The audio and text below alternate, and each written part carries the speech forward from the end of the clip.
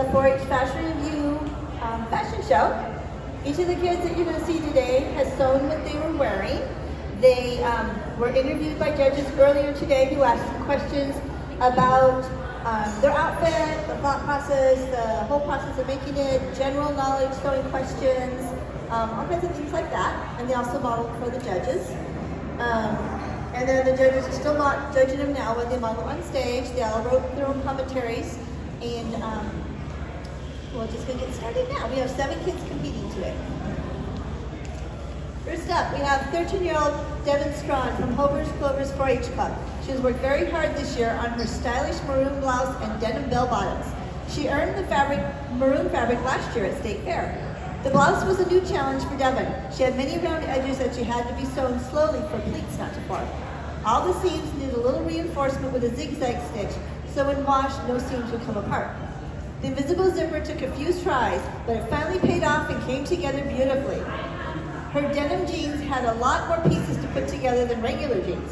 Each jean panel had to line up perfectly before any stitch work, otherwise it would be obvious if it was in the wrong place. She decided to do a decorative button, so that meant she had to learn to hand stitch a hook and eye to close the top of her jeans, but it turned out great.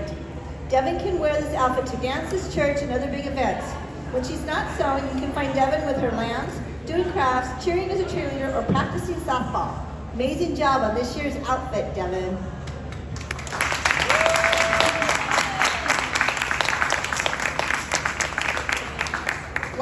Lane Strawn from Homer's Clovers made a complete outfit this year, consisting of a tank top to go under his flannel shirt, khaki pants that have his flannel shirt fabric as a contrasting addition.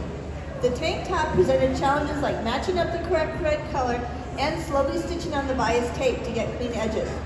His khaki pants were fun to make and he loved putting in all the pockets, but he had to be careful not to make extra holes in the fabric.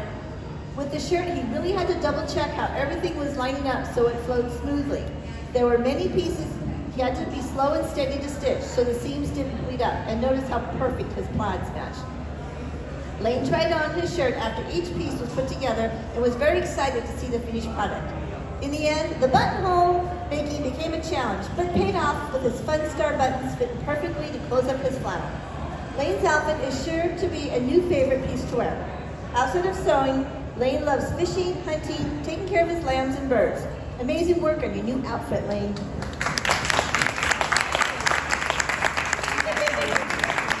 Who says workwear has to be boring? Miles Gore chose to make plastic bib overalls from the vintage simplicity pattern redone. He made them from a cotton denim herringbone weave fabric that he found in Grandma's sewing room. Then he decided to jazz them up with a plaid cotton flannel for the bib lining and pocket trim. He also had quite a challenge with putting in a fly front zipper, but it paid off. Miles decided to change the pockets. The pattern suggested patch pocket styles for the front, but he went with a more modern jean style.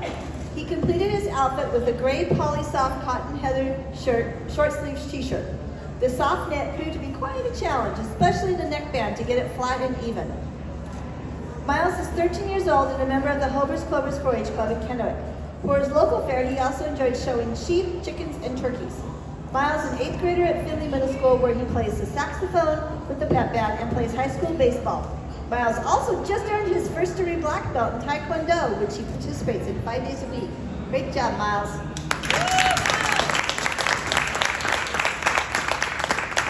When 14-year-old Ruth Blaylock wears her floral anorak jacket, a walk in the rain will be drier and more enjoyable for her. Ruth chose to sew a jacket due to the rainy weather, like today, and the fact that her only water-resistant coat was too heavy and bulky to wear everywhere. Ruth says one of her favorite parts of sewing her jacket was making the patch pockets.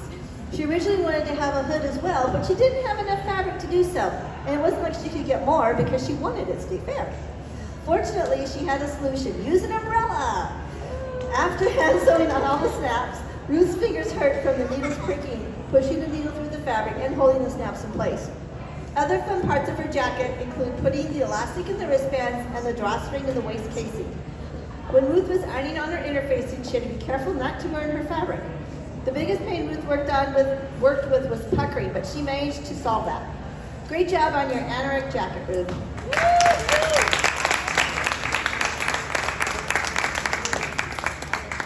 When wouldn't you agree that 18-year-old Lydia Pearl Blaylock of Wahkiakum County appears studious?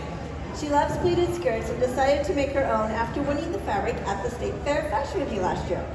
She couldn't find a pattern for knife pleats, so she decided to use her own resources from the internet. Old sewing books, old sewing books from the 60s, and her mother's and grandmother's old skirts. The most difficult part was putting in the zipper inconspicuously because she couldn't find any information on how to do it. Lydia's toughest sewing project yet was worth the effort, and she is pleased to wear her creation. Her Sherlock Bear pullover sweater, inspired by her love for mysteries, is knitted using a 1989 oversized sweater style pattern.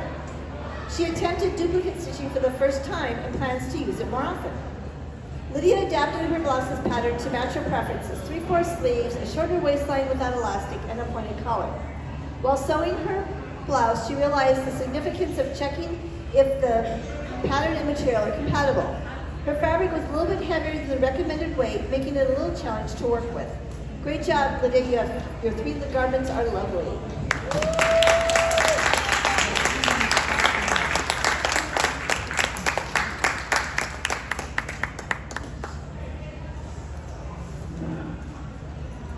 Changing up her style for this year's show, we welcome 16-year-old Josie Jamison with this fun 3-piece ensemble. Who doesn't love a soft, cozy flannel? Made from a butternut pattern, this cheery daisy print shirt has a front button flat pockets and separated collar. The button-up yoke, a button-up front, and long-sleeve cuff sleeves can be worn closed or open. The yoke back features a small pleat. Today she wears the flannel over a double-brushed knit bodysuit. A staple for any wardrobe, this cross-front piece has elastic legs and a convenient double snap closures. Josie loved the process of designing vintage-style black cargo pants. She had fun deciding where and how many pockets to add. The front pocket flaps are closed with the white snap, as is the waist. The white contrasting top stitching is carried through to the side leg pockets, trendy strap, and 2 back pockets. The loose leg design has elastic at the ankles and provides a comfortable fit, perfect for all-day wear. Josie accessorized her look with high-top Converse shoes, necklace, and dangled earrings. Josie is a junior at Chiawana High School, where she plays soccer and is active in leadership and FFA. She's now being a counselor for 4-H camp this summer.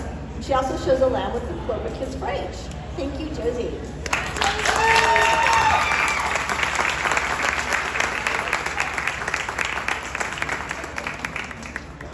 Bright and colorful, this describes a 2-piece daisy design outfit Emma Brown is sharing with us today. Using a PDF pattern she found online, Emma made this matching skirt and top from 100% cotton. The front seams of the skirt are top stitched down to the tiny slits that add to the spunkiness of the straight skirt. The waist is faced and has a left side invisible zipper. The back pieces are also top stitched. The matching spaghetti strap top has a fitted bodice.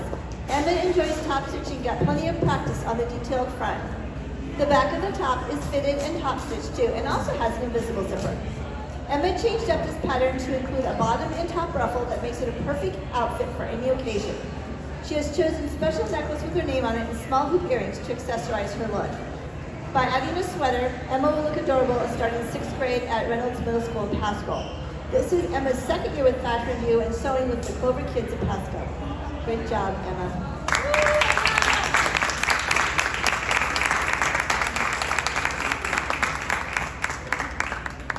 We will now invite all the members back on stage for one last look at them.